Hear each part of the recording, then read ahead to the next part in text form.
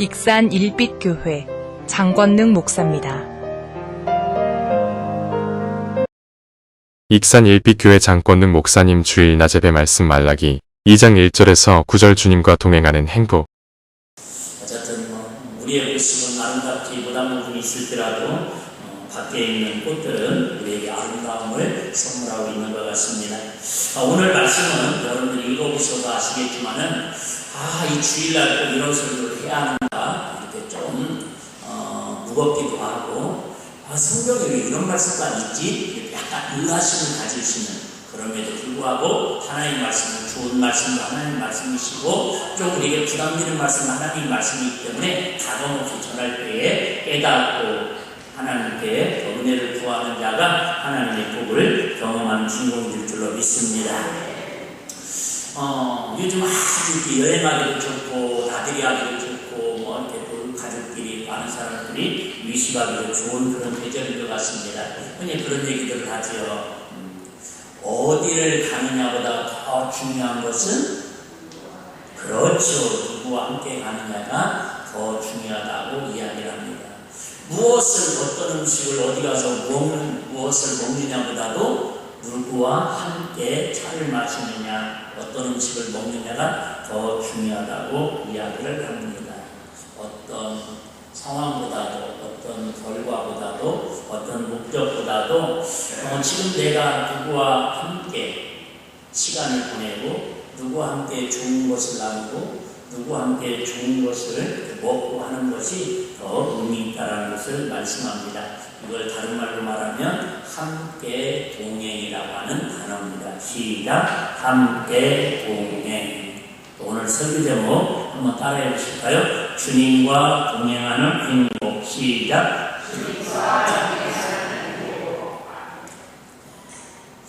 우리가 저녁에 말씀 나누는 해가고 있습니다. 그때에 모세가 태어났는데 상상할 수 없는 일이 벌어집니다. 무슨 왕이 돼가지고 남자아이는 다 사내아이는 죽이라고 명령을 내려가지고 어쩔 수 없이 살리고 싶어가지고 갈대의 산자를 만들어가지고 모세 아이를 거기에다가 석 달린 아이를 이렇게 100일도 되지 않은 아이를 띄워서 나일강에 버립니다. 그때 갈대 상자라고 쓰여진 원어가 상식으로 뭐라고 하냐면 테바라고 합니다. 뭐라고요? 테바. 갈대 상자가 상자가 테바다. 근데 이 테바라는 단어가 쓰여지는 곳이 있는데 어디냐면 우리가 알고 있는 노와 방주도 똑같은 원어로는 테바라고 쓰여져 있습니다. 자, 그러니까 창세기에서는 노아 방주를 썼는데 노아가 방주를 지었다. 방주라는 단어가 우리 말로는 방주지만 히브리어는 뭐라고 써있다고요? 테바. 출애굽기에 모세를 갈대상자에서 버렸는데 그 갈대상자, 우리 한글말로는 갈대상자로 되어 있는데 히브리 언어로는 뭐라고 되어 있다고요? 테바. 목사님 지금 무슨 신학교도 아닌데 언어 공부를 시키시려고 그러십니까? 수업료도 받아가려고 그러는 거 아닙니까? 네, 걱정하지 마세요. 노아의 방주는 우리가 아는 것처럼 앞에 있는 축구장보다 좀 더 큰 크기입니다. 135m. 어쩌면 3층으로 높이는 14m, 폭은 23m. 그런데 그 어마어마한 노아의 방주도 대박. 조그마한 모세 아기를 담았던 갈대상자도 대박. 두 가지의 공통점이 있습니다. 왜 똑같이 테바라고 썼을까? 우리가 생각하는 노아 할아버지 배를 짓는다. 배는 맞습니다. 근데 정확히 말하면 배가 아니고요. 뭐라고요? 상자를 만들었다라는 거예요. 상자. 방주를 지어라. 그랬지 배를 만들으라고는 안 했어요. 배는 왜 그러냐면, 배는 기본적으로 배하고 이 테바, 상자하고는 차이가 7가지가 있는데 그 중에 하나만 말씀드릴게요. 자, 배는 기본적으로 뭐가 있었냐면 동력이 있어야 합니다. 동력이라는 건 뭐냐면 어떤 에너지, 힘이 있어야 한다는 거예요. 자, 그런데 예를 나룻배도 배는 배인데 동력이 있어요, 없어요? 없습니다. 없는데 나를 빼는 동력이 없는데 대신 동력들이 뭐가 있어요? 모터가 없는 대신 같이 있죠. 다. 노를 줘. 노를 더 이게 뭐예요? 제가 금요철 때까지만 해도 목 상태가 너무 안 좋아가지고 설교를 못할 정도였는데 기도해 주었고 이 정도로 살아났습니다. 제가 하나의 은혜로 이해해 주시기 바랍니다. 노를 저는 게 뭐예요? 이게 힘, 그냥 에너지라는 거예요. 근데 노아의 방주나 갈대상자는 누가 그 노를 저어줄 사람이 있어요? 없어요? 없습니다. 그래서 갈대상자하고 노아 방주하고 가장 핵심이 뭐냐면 무동력이라는 거예요. 그러니까 배하고 이 태바하고 차이가 뭐라고요? 동력이 있느냐 없느냐. 동력이 있으면 뭐다? 배고 동력이 없으면 태바 상자입니다. 그렇기 때문에 자 같이 없어요. 노도 없어요. 그러다 보니까는 똑같습니다. 갈대상자든 지금 노아의 방주든 첫째 어느 방향으로 갈지를 알아야 몰라요. 모릅니다. 일반적인 배는 다 기본적으로 선장이 있던 어부가 있든 나름대로 이렇게 목적을 정하고 방향이 있습니다. 동쪽으로 가자, 깊은 데로 가자, 반대편으로 가자 이렇게 방향이 있는데 노아의 방주나 갈대상자는 전혀 뭐예요? 방향이 없다. 진행 속도도 없습니다. 그 영화 같은 데 보면 옛날에 그냥 밑에도 이수인당 명랑이 이런 데 보면은 차저 무전 막 불려하고 또 천수령 있잖아요. 그런데 이 갈대상자나 배는 전혀 속도를 노아나 모세가 몰려나는데요? 좀 천천히 이게 안 통합니다. 진행 속도가 전혀 컨트롤할 수가 없습니다. 동력이 없기 때문에. 그 다음에는 정지 장소도 어디까지 간다는 목적지가 설정되어 있지 않습니다. 한마디로 말하면 100% 속도도 방향도 목적지도 누가 주관하시는 거예요? 하나님이 주관하시는 거예요. 여러분 오늘 정말 말씀 잘 들으면 우리 인생에 상당한 은혜가 임할 줄로 믿습니다. 여러분들은 우리 인생은 다 태어날 때부터 주먹을 풀끈 쥐고 나름대로 동력을 갖고 살아갑니다. 생명의 근원이 있으니까요. 부모님의 동력, 때로는 그냥 주변 사람들의 동력, 누군가의 어떤 힘이 나를 통해서 내 인생을 앞으로 이끌어가고 때로는 방향을 그래 좋은 대학 가서 좋은 직장 가서 성공하고 나름대로 방향을 지금 어디까지 내가 올라가 볼 거야 이렇게 살아가는 게 우리 인생들의 모습입니다. 그렇게 열심히 살기 말하는 게 아니라 영적인 사람, 믿음의 사람은 그걸 전폭적으로 우리는 지금 누구처럼 노아의 방주처럼 생각을 해요. 노아가 여러분 120년도 방주를 줬는데 그 방주에 얼마나 애착이 있겠어요. 그런데 신경에 그 세상말로 생고생 다 있는데 노아가 할 수 있는 건 있어요? 없어요? 없어요. 방주 짓는 것까지 순종하는 것까지만 노아의 역할이고 노아 방주 뱃속에 들어가고 때는 자기가 할 수 있는 게 하나도 없습니다. 비가 그치게 하시는 것도 하나님이시고 노아의 방주에 나오는 날짜를 정하는 것도 하나님 허락되셔요. 할렐루야. 여러분 이게 우리 인생이라는 거예요. 뭐는 방주를 내가 열심히 짓습니다. 뭐는 갈대상자를 열심히 우리가 만듭니다. 세 가지 얘기했잖아요. 갈대상자 만들어서 역청도 바르고 그 안에다가 이렇게 나무집처럼 좋은 나무 우리로 도자기를 깔아주는 것처럼 우리가 삶을 하나님 말씀을 순종으로 살아야 합니다. 그런데 사람이 계획할지라도 그 발걸음을 인도하시고 이루시는 분은 누구라고요? 하나님이시라고. 여러분 그게 하나님께 맡기는 삶인데 그냥 포기하는 삶이 아니라 왜요? 포기한 것 같지만 누가 함께 하신다고요? 하나님이 함께 하시는 게 태바의 동행의 은혜다 그 말이 할렐루야. 방주는 내가 짓되 그 이후부터는 누가 하나님이 인도하시는 대로 하나님과 동행하는 삶을 살자는 게 오늘 설교의 핵심입니다. 그런데 오늘 말라기서는 6절에 보면 그런 말씀 나옵니다. 6절에 보시면 동행이라는 말이 나옵니다. 하나님이 이스라엘 백성을 선택한 이유도, 제사장을 하나님께서 선택한 이유도, 저와 여러분들을 예수 믿고 구원받고는 일비 공동체를 같이 모여서 하나님께 예배드리게 하시는 목적도 결국 하나님과 뭐하게 하시려고? 동행하게 하시려고. 물론 뭐 부부간에도 동행하시고 가족끼리도 동행하셔야겠지만 하나님과 오늘 동행에 대한 집중적인 그 말씀을 한번 드리도록 하겠습니다. 자, 6절에 보면 이렇게 말씀하고 있습니다. 2장 6절에 보시면요. 자, 그 입에는 진리의 법이 있었고 그 입술에는 불의함이 없었으며 그가 화평과 정직한 중에서 시작 나와 동행하며. 한 번 더 시작 나와 동행. 누구와 동행하는 거? 여기 나는 누굴까요? 네, 그렇습니다. 하나님과 동행하며. 다시 얘기할게요. 여러분, 하나님의 백성들은, 하나님의 사람들은 누구하고 동행해야 하는데, 하나님과 동행해야 행복한데, 하나님이 눈에 보여요, 안 보여요? 안 보이다 보니까 보이지 않는 하나님과 동행하기보다는 보이는 세상을 더 가까이 하고 세상과 동행하다 보니까 지금 말라기 선지자에게 이야기하는 이런 어처구니 없는 저주가 임했다라고 지금 결론적으로 이야기하고 있습니다. 자, 말라기서는 우리가 아시는 것처럼 구약 성경이 몇 권이지요? 한 권이지만 36권으로 이렇게 구분되어 있습니다. 근데 마지막입니다. 말라기서가 마지막이거든요. 그리고 이제 신약성경이 마태복음을 가는데 말라기서하고 마태복음하고 성경의 역사는 한 400년 정도 차이가 있습니다. 자, 그게 이제 중요한 건 아니고요. 어쨌든 이런 얘기입니다.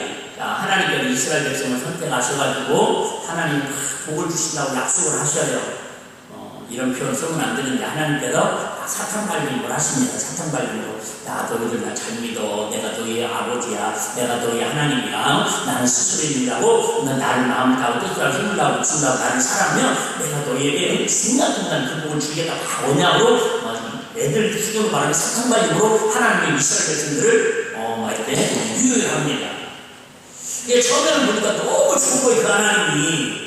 근데 하나님과 함께 살다 보니까 눈에 보여요, 안 보여요? 안 보이니까 돈 따라가고 세상 따라가고 부상 따라가다 보니까는 하나님이 진노하십니다. 하나님이 속이 상하십니다. 보이지 않는 하나님을 무시한다고. 그런 거 있잖아요.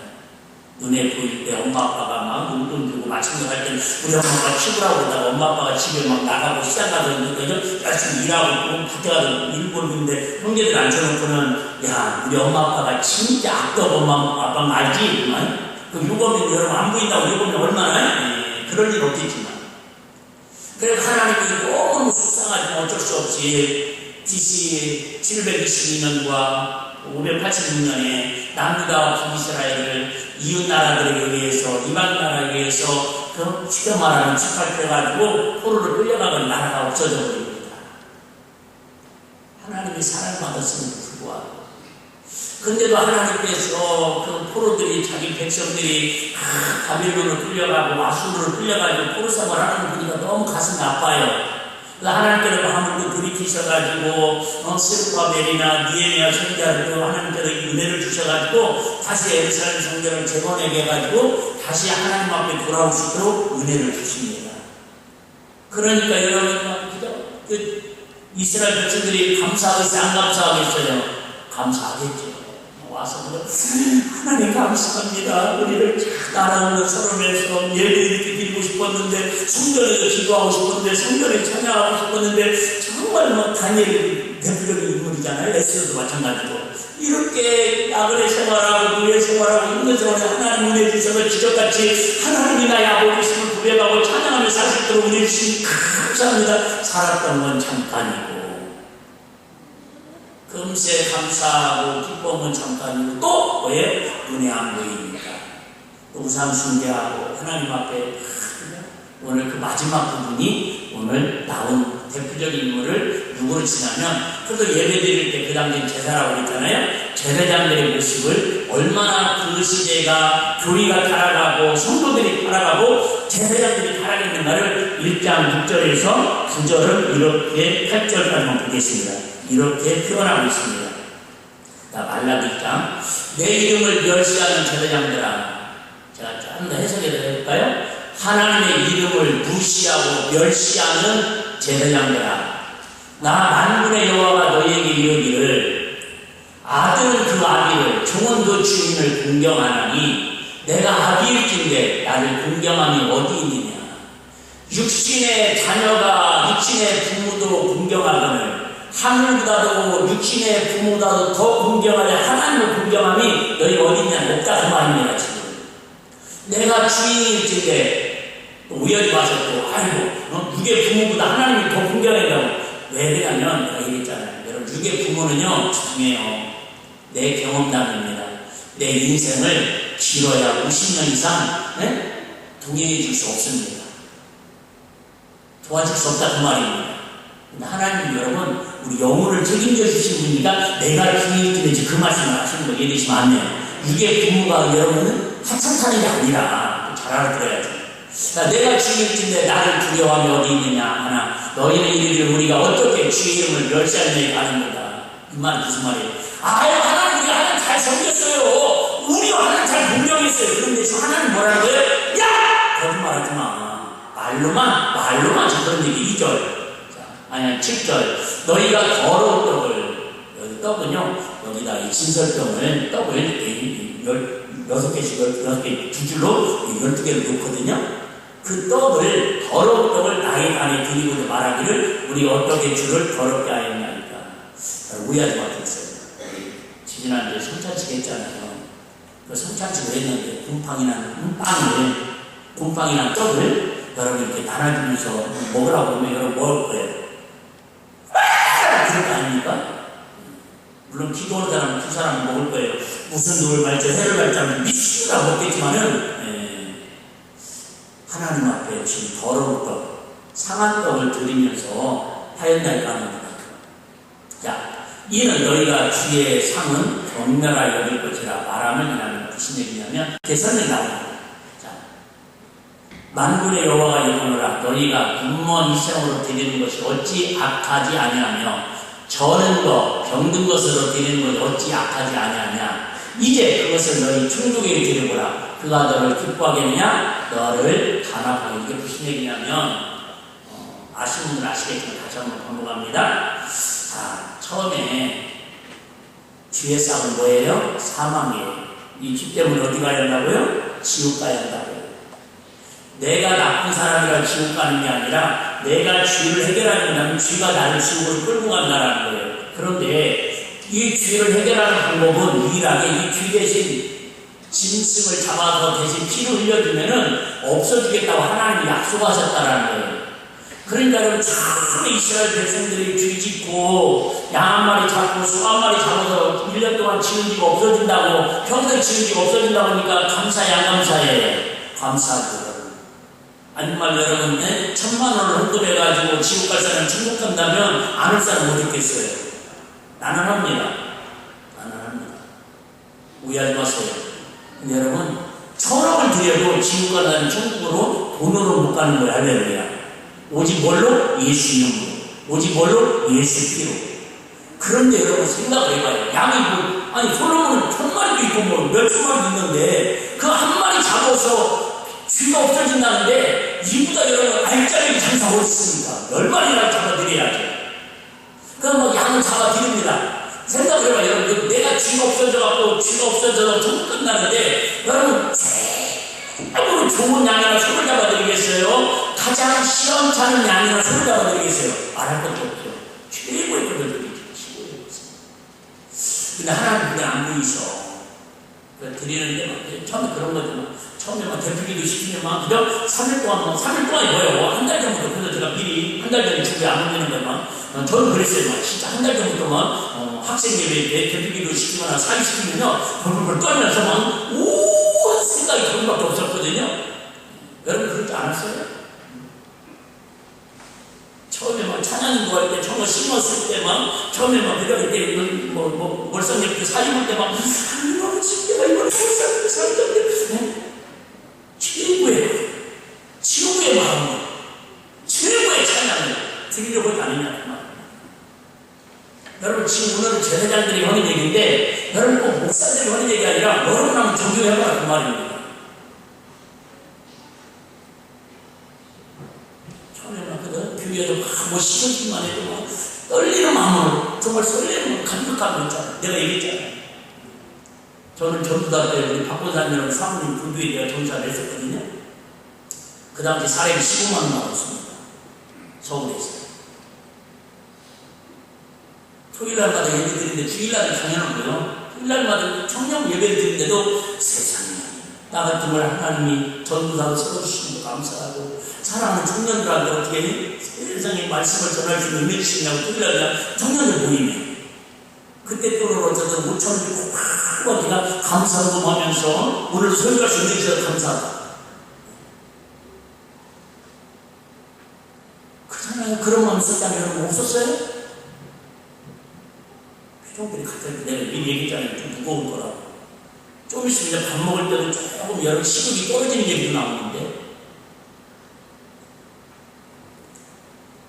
그런데요. 그렇게 좋은 걸 드렸는데도 가만히 보니까 하나님이 좋은 걸 드리나 안 좋은 걸 드리나 하나님이 잡수시는 게 아니더라는 거예요. 심지어 뭐예요? 불로 태워서 없애버리라는 거예요. 여러분 사람이 머리가 좋을까요? 하나님이 머리가 좋을까요? 사람들이 머리가 좋습니다. 그래서 뼈를 냅니다. 뼈를 내가지고 어차피 하나님이 향기를 받으시니까 어차피 불에 타면 재로 남는데 하이 불하면 저희 시골이라 제가 좀 알거든요. 짐승이 조금 이렇게 상하거나 특히 꼬리가 잘라지면요 가격이 상당히 30%에서 50%까지 아니면 20, 30%씩 가격이 떨어집니다. 일부러 잘라지는 것처럼 속꼬리 같은 경우는 그걸 갖다가 욕은 아니고요. 우리 시골에서는 뭐냐면 강아지가 7마리 나고 개가 돼지 염소를 몇 마리 나면요 그 중에 꼭 가장 못난이를 뭐라고 하냐면 우리는 문열이라고 했습니다. 문열. 네? 욕 아니잖아요. 가장 시원찮은 거. 근데 그것은 시간의 가치가 없으니까 누구한테 갖다 드려요? 하나님께 갖다 드려요. 하나님 아시죠? 이건 팔으면 5만원밖에 안 받지만 저 좋은 건 7만원 받아가지고 귀한 건 7만원 받아가지고 2만원 감사하고 보면 하나님 얼마나 기뻐하시겠어요. 머리가 하나님보다 더 똑똑하다니까요. 사람들이. 그래도 하나님이 뭐라고 해요? 안 해요? 안 하셔. 신기하게. 여러분 그런 생각 하지 않아요? 진짜 막 하나님이 살아계시면 저런 사람은 중간중간 다리 동생이 분들렸으면 좋겠고 가다가 이마에 막 쪄가지고 머리가 깨졌으면 좋겠고 그런 생각 들 때도 있어요 없어요? 있으면 이렇게 가야 돼요. 저는 순간중간 그럴 때 있긴 있거든요. 하나님 진짜 어떤 목사님들 하나님 귀신을 저희가 안 잡고 옷 구기 잡아가냐고 그랬다고 그랬던데 그럴 수 있잖아요.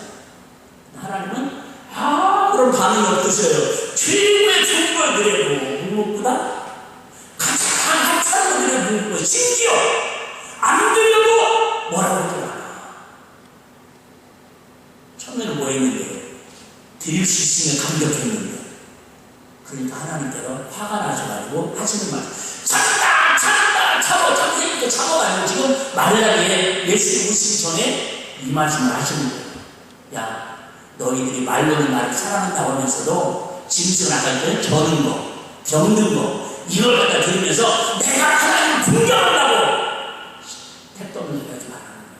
만우리 여기는 하나님을 소리 말으라는 거예요.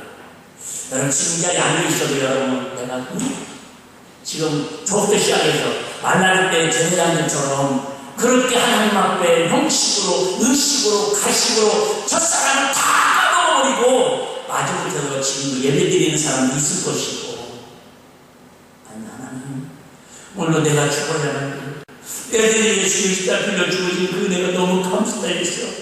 물론 지금 하나님 나를 주셔서 이렇게 좋은 교회에서 좋은 환경에서 좋은 성도들과 함께 하나님을 찬양하고 예배드리는 사실만으로도 하나님 너무 감사합니다. 이 마음이 흡고하기를 주님 원하신다 그 말이 알려줘요. 그런데 제자장들은요 우리가 더 당당합니다. 아니 목사님 시대가 그런 걸 어떡하라고요. 하나님 때가 이런 걸 어떡하라고 깜보면 되지. 하나님 참다 하나님 뭐라고 말씀하십니까? 우리 2절 한번 보겠습니다. 3절 보겠습니다. 3절. 여러분 하나님이 가만히 계신다고 끝까지 가만히 계시는 분이 아니에요. 참다 안 되면요 성공 숨부십니다. 하나님 숨부시면 걷잡을 수 없습니다. 보라 내가 너희 중자를, 여기 중자는요 너희 자녀들, 하나님이 참 뭐예요? 예배를 우습게 여기고 하나님을 만으로 여기고 너희 자녀들을 하나님이 견책 꾸중할 것이요. 성경이 좋게 표현해서 꾸중이라고 했는데 여러분이 상식적으로 여러분이 생각해봐요. 어떤 일이 일어날까. 그 다음에 자 뭐예요? 또 곧 너희 절기의 희생의 똥을 너희 얼굴에 바를 것이요. 저는 이 말씀을 준비하고 기도하면서도 우리 하나님은 어떤 하나님이라고요? 사랑의 하나님이시고 우리 예수님은 이런 것이 육거리라 용서하라고 하는 그 예수님이신데 설령 좀 제사장들이 성도들이 그래도 누구보다는 나아요. 안 믿는 사람들보다 우리가 낫잖아요. 그 당시에 우리로 말하면 그나마 양 한 마리도 안 드리는 사람도 있었다니까요. 비둘기 한 마리도 안 드리는 사람도 있었어요. 근데 어쨌든 병든 거든 무녀이든 저런 것이든 그도 지금 무려서 하나님께 드리는 게 그도 은혜 아니에요? 근데 그렇게 하려고 해서 그게 되지. 아예 안 하는 게 낫구나. 왜? 차라리 하나님을 위해 저 사람들을 경멸히 여기지 않을까라는 거예요. 하나님을 무시하지 않을까라는 거예요. 근데 그 사랑이 하나님께서 세상에 하나님이 선택하시고 하나님이 평화의 언약을 내시고 그 복주의 약속한 직설적으로 표현하기 시작하면 지금으로 말하면 목사님들 얼굴에다가 똥침을 하라는 거예요. 그건 어떤 똥을요? 짐승의 똥을 갖다 발라버리라는 거예요. 죄송해요. 여러분 누구 망신이라고 결국 하나님 얼굴에 지금 침 뱉는 거 아닙니까? 하나님이 세운 주의 종을 말라기 선지자를 통해서 그 시대의 주의 종들을 제사장들 얼굴에 똥을 쳐버렸대요. 바꿔 생각하면 그 얘기도 그렇잖아요. 지금 한국 교회가 세상 사람들 같은 거죠? 하나님 얼굴 똥칠하고 있다. 여러분 그런 얘기를 저는 하려고 하는 게 아니고 저와 여러분 얘기만 하자고요.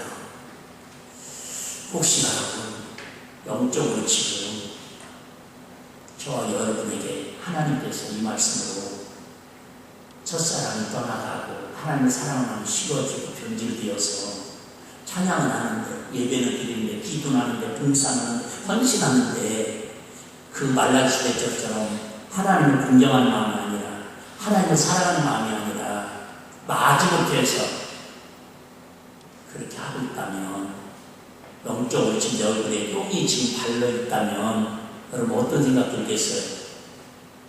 밥 먹는 게 문제가 아니지 않겠어요? 여러분 지금 어디 놀러가는 게 문제가 되지 않지 않겠어요? 뭐부터도요? 똥부터 빨리 씻어내야지 않을까요?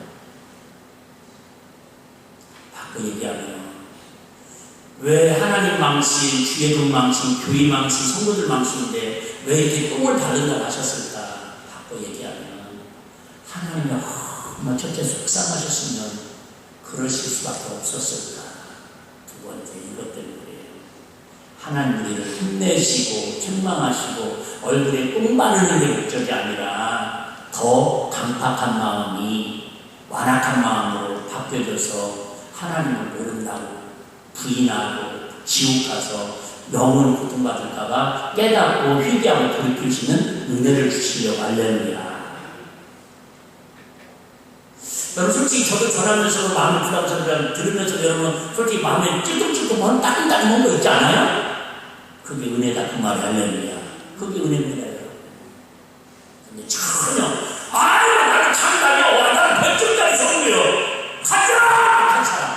가장 위험한 사람 주님이 와서 설교를 해도 답이 없는 사람. 근데 여러분 나름대로 은혜 생활을 하려고 하는데도 좀 나타나보는 소리 같은데 그럼 누구 들어오겠군요? 하나님 들으라고 하는 소리는 아니잖아요. 하나님 믿으라고 하시는 소리지.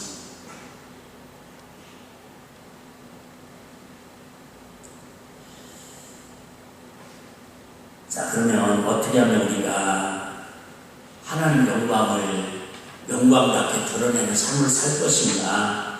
우리 5절, 6절에 설명을 하고 있습니다. 자, 5절. 이게 우리가 살아야 할 목적이고, 이게 하나님 우리를 세우신 목적이라는 거예요. 자, 내의와 세운 나의 언약. 내의는 아시잖아요? 내의 자손들 뽑은 게 제사장들입니다. 저와 여러분들은 베드로전들이 있잖아요. 너희는 만인의 제사장이요. 어떤 분은, 목사님만 잘하면 되겠구만. 네, 맞습니다. 여러분들도 만인 제사장에서 피할 수는 없다. 그 말입니다. 자, 내의와, 우리는 내의 자손입니다. 내의 자손, 민들의 자손입니다. 내의과 세운 언약은 뭐라고요? 생명과 평강의 언약이라. 하나님은 이복 주시려고 합니다. 그 말이 할렐루야. 이복을 주려고 그러는데 자꾸 이복을 따라가는 게 아니라 뭐예요? 저 복을 따라가는 하나님의 도리라고. 돌아오라고 그러는 거예요. 돌아오라고. 좋은 말로 돌아오면 하나님이 얼마나 이뻐하시겠어요. 근데 사람은 좋은 말로 안 돌아온다니까요. 둘째 아들 봐봐요. 가서 돈 다 쓰고 허락 당하고 지역연매 먹고 무시 당하고 멸시 당하고 아까 있잖아요. 자식들 불금 당하고 사업 망하고 육신이 깨지고 부서져서 그때는 천국에 뻘뻘뻘 돌아오면 우리 인생의 일반 분야인데 한 번밖에 철없는 인생인데 또 아깝지 않냐 그 말입니다. 육체의 때가 더 아깝지 않냐 그 말이지. 그래서 하는 얘기예요. 생명과 평강의 언약이라. 내가 이것으로 그에게 준 것은 하나님을 뭐하게 하려 함이라? 경외하게 하려 함이라. 여러분, 하나님을 경외하는데 그렇게 문열이 갖다 드리면서도 하나님 아시죠? 내 사장 아시죠? 그래, 네 사장 잘한다. 이선 끼고 가진 놈아. 사람한테는 좀 더 잘 보이려고 치고 좋은 거 대접하려고 그러면서도 하나님은 그렇게 무시하냐? 인격이 하나님이신데 6절 이런 것들. 자, 그가 나를 경외하고 두 번째예요. 자, 첫째는 하나님을 경외하는 마음인데 이걸 다른 말로 조금 해석을 하면 어떤 마음이 생긴다고요? 내 이름을 두려워하였으며. 이 시대의 문제는 뭐예요? 요즘 아이들의 문제가 뭡니까? 요즘 학교의 문제가 뭐예요? 제일 문제는 여러분 죄송해요. 두려워하는 마음들이 없어지고 있다. 물론 부모들도 엄마도 아빠도 친구처럼 친하게 지내는 거 좋습니다. 선생님들도 권위적이지 않고 친하게 지내는 거, 친구처럼 지내는 거 좋습니다. 여러분, 친하다고 꼭 좋은 것만 아니지 않습니까? 아니, 친구끼리는 친해야죠.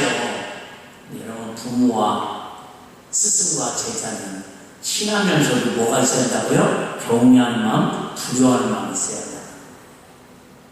이게 없다라는 거예요. 선생님을 두려워하는 마음이 없어요. 아버지를 어려워하고 두려워하는 마음이 없어요. 목사님을 어려워하고 두려워하는 마음들이 없어요. 갈수록 목사는 하나님을 두려워하고 어려워하는 마음들이 갈수록 없어지고 있다는 거예요. 지금 제가 얘기하잖아요. 미국 가서 그 설교했다가 제가 페널티 먹었거든요. 담임 목사는 하나님 눈치 보고 장로님들과 직분자들과 성도들은 담임 목사 눈치 봐야 했다고. 주일 설교를 내가 이렇게 해가 페널티 먹었잖아요. 그 교회에서 이은기 목사님한테. 그래도 그 다음에 또 오시라고 그러더라고. 공여를. 눈치가 나쁜 눈치가 아니라 아무리 부모님이 나를 사랑하고 격엽게 대해줘도 부모님에 대한 눈치는 보고 살아야 자녀 아닙니까? 아무리 선생님이 여러분 격이 떨어지고 아무리 선생님이 여러분 아이들을 사랑하고 세상에 이렇게 평준화 된다고 하더라도 여러분 실상이 뭐는요? 눈치는 보고 아니 경위까지 두려움까지 아니라 눈치는 보고 살아야 자냐 그 말입니다. 부부간에 아무리 여러분의 밥상 평균상 시대라고 하더라도 아무리 여성분들이 멋진 보면 그래도 서로 경위까지는 아니더라도 두려워하는 것까지는 아니더라도 서로 싫어하는 게 뭔지 좋아하는 건지 눈치 정도로 봐주는 그런 센스는 있어야 가정이 행복하고 공동체가 행복하고 하나님과 우리 관계도 행복해진다 그 말이 할렐루야. 그게 뭐하는 사람의 특징이라고요? 동행하는 사람의 특징이라는 거예요. 아까 얘기했잖아요. 진짜 좋은 데를 가고 진짜 좋은 음식 먹는데도 막 눈치가 보여지고요. 뭐 말만 하면 튀죽 잡고요. 뭐 말만 하면 짜증내요. 그러면요 같이 가고 싶지 않다 그 말입니다. 동행이 뭐예요? 근데 내 마음대로 편하게만 하려고 동행은 편한 거 아니잖아요. 상대방에 뭐가 있는 거예요? 배려가 있는 거예요. 우리 어렸을 때 보면 그런 거 있잖아요. 테라 후라이 때 해보면 자식들은 3명인데 2개만 해봐요. 그러면 그 말은 더 생각나는 진짜. 저 신학교 다닐 때 좀 어려웠거든요. 기숙사 생활하는데 밥이 나와서 식당에서 진짜 테라운드에 나왔어요. 근데 막 얼마나 감동을 했대요. 그때는 지금 테라운드에 잘 안 먹습니다. 감독이 하나님 아버지 10초 끝날 기도를 30초로 했어요. 아버지 문득으로 필요 없어졌어요. 내 앞에 있는 전국에 살던 내 이름 갖고 나오려고 했거든요. 지금이 막 그놈이라고 하시는데 막 킥이었거든요. 나이는 동갑인데 훌라당 이걸 훌라당 40년 지난 지금도 내가 그 이름이 멋진데 축복이 나요. 뭔 말인지 드시죠? 동양이 행복하려면 서로 양보도 하고 서로 귀한 일도 여기고 서로 뒤에 나와요. 뒤에. 자, 한번 볼게요. 자, 그 다음에 한 절 더 볼게요. 자, 그 입에는 진리의 법이 있었고 그 입술에는 불의함이 없었으며 그가 뭐라고요? 화평과 정직함. 화평이 있어야 다 그 말이에요. 마음이 편하다. 네? 머리에 막 우리 서로 마음이 맞는다. 그 말이 뭐예요? 화평이 있어야 돼요. 근데 여러분, 저희 설교 중에는 또 중요한 걸 깨달았는데, 화평과 정직한 중에서 나와 동행한다. 그러니까, 동행할 때 기쁨이 있고 행복하려면 2가지 전제가 있어야 돼요. 아까는 이런 하나님을 경외하고 두려워하는 마음은 첫째고, 두 번째는 뭐예요? 화평과 정직이 있어야 한다라는 거예요. 정직. 근데 여러분, 제가 이 설교를 좀 묵상하면서, 이거 아이러니가 있더라고요. 화평과 정직은 좋지는 않은데, 어떤 데는 뭐 하기도 해요? 부딪히지 않더라고요. 부딪히기. 무슨 말인지 이해되나요? 자, 내가 막 정직해. 진실을 얘기해. 사실을 얘기해. 근데 그게 도리어 화평은 때뜨릴 때가 종종 있을 수 있습니다. 이해돼 안 돼요? 자, 예를 들면, 아까 얘기했잖아요. 그런 일 없지만, 예를 들어, 그렇게 들었나. 부담스러워. 이게 해야거든요. 자, 아이들이 엄마가 밥 하시는 거 했는데 우리 엄마 쫙 하고 그러는구나. 엄마가 나가니까 우리 엄마는 맨날 이것만 해주고 용돈은 3,000원이라고 있어. 너 얼마 받냐? 난 1,000원 받거든. 그래? 미안한데 난 2,000원 받았는데만. 그럼 저기서 시험을 봤어요. 엄마 아빠가 들어왔어요. 엄마, 저 큰언니가 엄마 아빠 욕했다? 정직해요? 안 정직해요? 정직하잖아요. 근데 뭐는 깨져요? 화평은 깨진다. 제가 이 말씀을 새벽에 묵상하면서 많은 딜레마에 빠지기도 하고 고민해봤습니다. 어쨌든 우리의 숙제입니다. 오늘 여기서 다 제가 논할 수는 없고요. 그런데 하나님 이걸 우리보다 더 잘하실 텐데 왜 하나님과 동행하는 행복을 누리려면 첫째는 하나님을 경외하는 두려워하는 마음이 있어야 하고 하나님을 두려워하는 마음이 있어야 돼요. 그래야 이걸 드려도 하나님 기뻐 받으시다니까 100장이 아니라 하나님 감사하는 마음, 죄송한 마음. 근데 화평과 정직한 중에서 우리 예수님이 마가복음에 말씀하시기를 십자가에 풀려 죽으시고 너희 안에 소금을 두고 서로 뭐하라? 화목하라, 화평하라. 화평이라는 말은 서로 같은 마음, 같은 뜻, 같은 취향, 같은 생각, 같은 목적. 아까 있잖아요. 관계 안에 들어있어요. 그런 거예요. 우리가 할 수 있는 게 없다니까요. 하나님의 마음, 하나님이 인도하시는 대로, 하나님이 계획하신 대로, 하나님 멈추라는 거예요. 그것처럼, 그냥 같이, 그래, 저 친구가 저렇게 그럴 만한 이유가 있겠지. 저 친구가 먹고 싶으면 남도 싫어하지만, 그래, 이번에 내가 먹고 다음에 또 내가 좋아하는 먹자고 있지. 서로 자기 고집만 주다가 포기하는 게 아니라, 뭐 하기 위해서? 화평하기 위해서 정직을 약간 양보하는 거죠. 진짜 수준 있는 설교 하고 있는데 알아들으려고 보는데, 진짜. 아내가 보면 내가 알아듣는 걸로 믿을 텐데, 근심이 들들 텐데. 화평과 정직한 중에서 나와 동행하며, 바꿔 얘기할게요. 여러분, 하나님과 첫째 경외하며, 하나님을 두려워하며, 눈치 보는 마음하고, 화평과 정직할 때는 하나님을 동행하면서, 하나님의 노아처럼, 모세처럼 하나님 기적 같은 은혜의 복을 함께 하시지만은, 바꿔 얘기하면 아까 전에처럼, 말로는 하나님 공경한다고 하면 정직이 떠나가고 화평이 떠나가고 경외함이 떠나고 두려움이 떠나고 여러 가지 살면요 하나님이 함께하지 않는다 그 말이에요. 예수 믿는 하나님 함께하지 않는 인생, 하나님과 동행하지 않는 그러니까 불행하고 저주받은 인생이 어디 있습니까? 많은 사람을 돌이켜 주하게 떠나게 하는 왜요? 여러분 결국 우리가 왜 이렇게 살아야 합니까? 우리가 이렇게 살아야 다른 사람들에게 본이 되어서 그들에게도 예수님을 전할 수 있는 구원의 축복의 통로가 된다. 그 말이 알려집니다. 하고 싶은 얘기는 준비된 얘기 많은데요. 성경에 제가 제일 좋아하는 사람 중에 한 사람이 에녹이라는 사람입니다. 누구라고요? 에녹. 이 사람은요, 결혼해가 애를 낳았어요. 그래서 막, 그러니까 지금 우리처럼 뭐예요? 그냥 열심히 살았다 그 말입니다. 열심히 살았는데 어느 날 하나님께서 아들 하나를 낳게 하시는데 그 아들 이름을 부인에게 명령을 합니다. 이름을 내 마음대로 짓지 말고 장명소가로 짓지 말고 하나님이 직접 알려주십니다. 뭐라고 이름을 지으라고 그러냐면 무두셀라라고 적어라. 누구라고요? 네, 이름 들어보셨죠? 성경 역사에서 가장 오래 사는 사람 969. 앞으로도 그립고 뒤에도 그립고. 근데 신기하게 그 사람 이름이 누구냐면 무두셀라인데요. 그러니까 노아의 할아버지입니다. 친구 할아버지, 하여튼 할아버지인데요. 그 중요한 건 아니고 그 이름의 뜻이 있어요. 이름의 뜻이 뭐냐면 무두셀라가 죽으면 심판이 임할 것이다. 그러니까 무두셀라 이름이 하나님의 심판이라는 단어예요. 뜻이에요. 참 이름을 줘요. 부모가 졌으면 졌을까 안 졌을까요? 안 졌어요.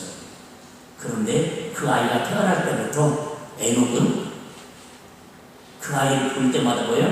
그래, 언젠가 하나님 심판하시지. 하나님 심판하시지! 정신을 번쩍 차리고 하나님을 경외하고 하나님을 두려워하고 하나님 앞에 정직하고 하나님 화평을 위해서 살아가는데 몇 년을요? 300년을 그러면서 하나님 보고에 동행합니다. 인류 최초로 죽음을 맛보지 않고 하나님이 그를 데려가시는 승천한 하나님 나라에 간 유일한 이루가 에녹이라는 사람이에요. 그 아이를 볼 때마다 뭐라고요? 하나님은 심판이 날 거다. 근데 아시죠? 에녹은 그 심판을 봤을까요? 안 봤을까요? 안 봤어요. 더 놀라운 거. 무드셀라는 그 노아의 물심판을 봤을까요? 안 봤을까요? 안 봤어요. 무드셀라가 1월 달에 죽고 나서 969년을 살고, 그러니까 여러분 거의 1000년 전에 하나님이 이 땅을 심판할 거라고 말씀하셨는데 그 말씀을 두렵고 책임으로 300년 동안 말씀대로 순종하고 동행하고 살아서 부름받았는데 세상에 진짜 그 심판의 이름을 받고 살았던 무드셀라는 960년이나 최고 장수를 했음에도 불구하고 노아의 심판 이르기 전에 한 달 전에 죽었습니다. 그리고 나서 노아, 이름은 안식이라는 뜻이에요. 쉼을 주겠다. 다시 말합니다. 언제 심판이 말지 모릅니다. 다 말세지 말이라고 하는데 여러분 지구의 주말이 언제 올지는 아무도 모릅니다. 근데 노아, 에녹은 언제 올지 모르는 그 노아의 심판대를 자기 아들 무드셀라 이름 심판이라는 이름을 보면서 그래, 세상 거 살면 얼마나 사나, 세상 거 죽이면 얼마나 죽이나, 하나님 뜻대로 살아야지, 하나님 말씀대로 살아야지, 하나님과 동행하는 게 행복이지. 그렇게 살았더니 그 자자손손이 어쨌든 노아를 통해서 하나님과 동행하는 복을 받고 예수 그리스도의 땅에 오시는 축복의 것 같은 것처럼 저와 여러분들 평생 동안 주님이 반드시 다시 오시는 심판때가 오는데 그때 무시하지 마시고 그때를 경각심을 가지시고 하루하루 서로 옆에 사람 귀한 줄 아시고 마음에 상처 주지 마시고 서로 정직하게 때로는 화평을 했을 때는 하얀 거짓말이라고 해서 서로 은혜스럽게 서로 화평하면서 행복하게 알콩달콩 살아가다가 5월 가정의 날에 여러분의 가정이 더욱더 천국 같은 기쁨으로 맞이하는 은혜가 있기를 주의 이름으로 축복합니다.